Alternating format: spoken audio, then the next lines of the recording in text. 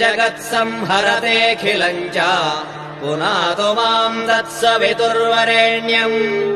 यन्मण्डलम् सर्वगतस्य विष्णोः आत्मा परम् धाम विशुद्धतत्त्वम् सूक्ष्मान्तरैर्योगपथानुगम्यम् पुनातु माम् तत्सवितुर्वरेण्यम् यन्मण्डलम् वेदविदोपगीतम् यद्योगिना योगपथानुगम्यम् तत्सर्ववेद्यम् प्रणमामि सूर्यम् पुनातु माम् तत्सवितुर्वरेण्यम् सूर्यमण्डलसुस्तोत्रम् यः पठेत् सततम् नरः सर्वपापविशुद्धात्मा सूर्यलोके महीयते इति श्रीभविष्योत्तरपुराणे श्रीकृष्णार्जुनसंवादे